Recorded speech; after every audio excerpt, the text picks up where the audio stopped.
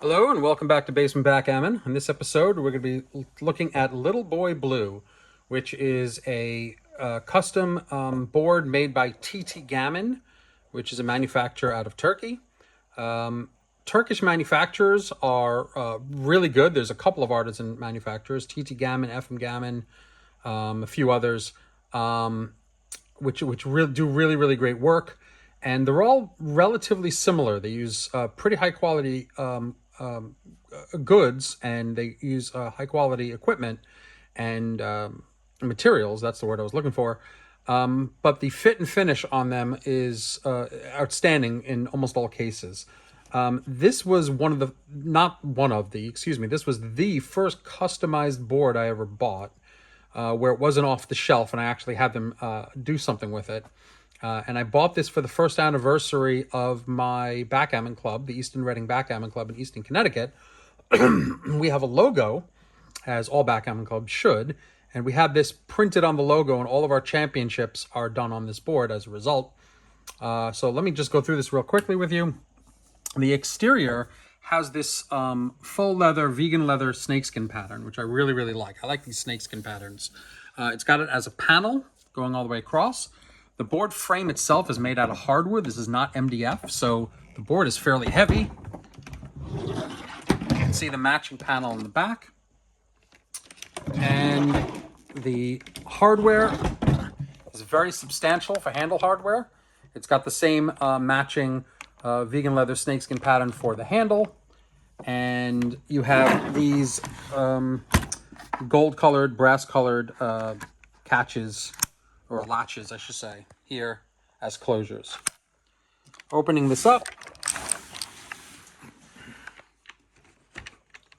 we have this blue and white surface, which is what I had requested, and the Easton Reading Backgammon Club, which is printed on the surface. This is a microfiber surface. Microfiber is great for backgammon boards. It does stain, so you got to be careful with it. It's relatively easy to clean in terms of dust, not too bad, and it takes well to print. So you can see these are dye sublimated points in the half circle leading up to a point. And as a little bit of visual flair, you can see that the points are of different sizes. These two, it makes a sort of a half circle here. So the outside points are larger, and then the inner points are a little bit smaller, and these points are the smallest. It doesn't affect the play at all. When you have points of different sizes, it just makes it a little bit more visually interesting. This is our logo. You can see two people playing backgammon against each other.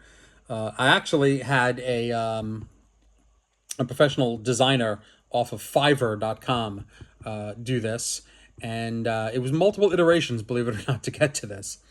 Easton Reading Backgammon Club. Good. In addition, he gave me a dice box. This dice box is cool. It holds, as you can imagine, dice. Yay.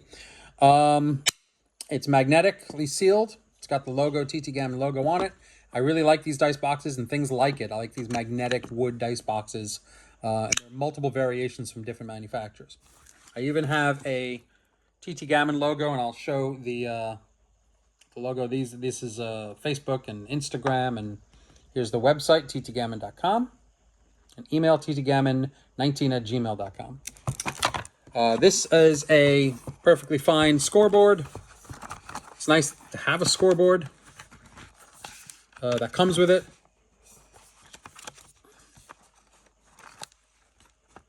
Nothing wrong with this scoreboard. The pieces are celluloid. Or they feel like celluloid, so they bend and snap back pretty well. It's hard to bend the paper. Actually, I'm not even sure if these are celluloid. They might just be paper, but they're thick gauge paper. Let's see. Let's put this away for a second. Check out these checkers. These checkers are pearlized checkers. Pearlized. They look like acrylic, possibly hand poured. Very nice though. It's got a great color to them. So I got blue and white, of course, to match the blue and white points. And then you have these cups which are hand rolled. There's a little bit of schmutz on this one. Let's take a look at this one, which is clean. These are hand done cups. You can see that the leather is the same as the leather on the exterior. It's got a trip-lip inside, a small trip-lip, but these are hand turned wooden cups, which are quite nice. They fit into their little cases here. Oh, I don't know where the schmutz came from. Somebody with makeup, I think, was touching it. Yeah, I see, it comes right off. And then the Pride and Joy, this did come with a doubling cube. It was not to my satisfaction. This doubling cube that I replaced it with is a custom doubling cube from Chris Lloyd. Chris Lloyd had a bunch of these blank cubes available in this sort of butterscotch color. And in order to make what I thought would be the cube to end all cubes, I had them make me a 1 3/4 inch cube with ERBC, right? Eastern Reading Backgammon Club, on the 64 face. And then we have the standard 2, 4, 8, 16, 32. I chose the font. I chose the color of that green to offset the yellow, which I thought goes really, really nicely.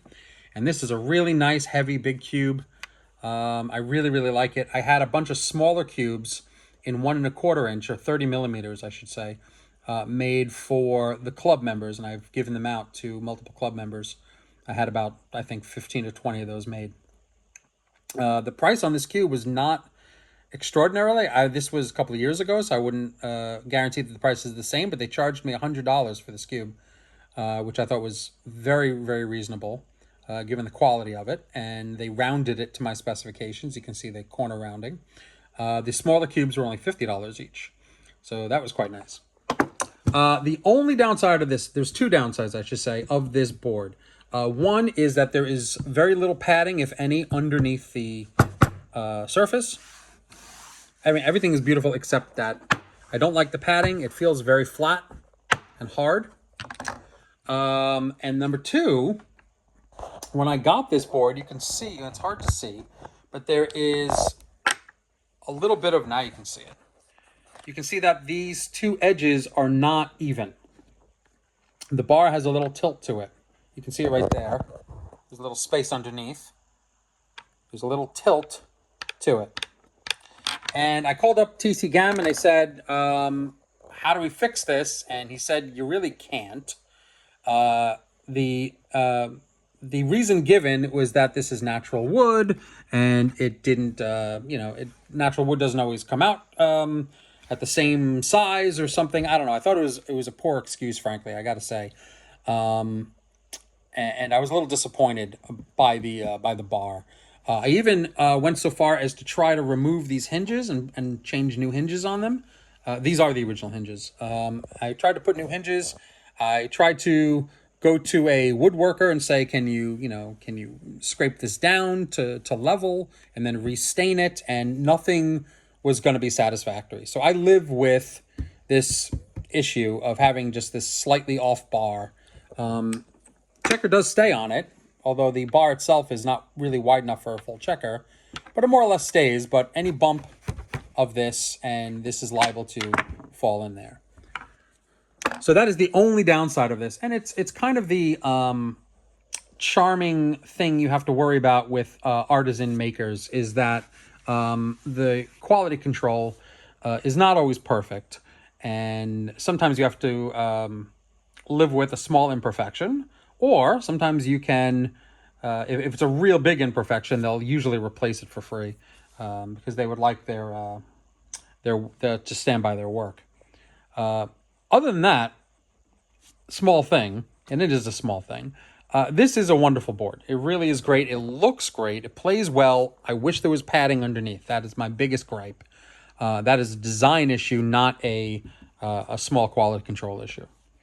Anyway, I hope you enjoyed this, TTGammon. Oh, I'm sorry, I missed the best part. Excuse me. It comes with, a matching case. This is also in faux leather snakeskin, so this is a messenger bag that fits the board. It doesn't have any pockets here, which I wish it did. It's just one case for the board, but it is really visually striking and wonderful to carry around the board in. And it makes the whole thing just an eye-catching item when you bring it to a tournament. It's got a shoulder strap as well, just letting you know. So this is standard that comes with this. And this whole thing didn't cost me, I think it would cost me maybe $500 for this whole kit and caboodle, not including the cube, because a cube did come with this. So they do reasonable work out there in Turkey for reasonable prices. Anyway, I hope you enjoy this, and I will see you on next video. Thanks.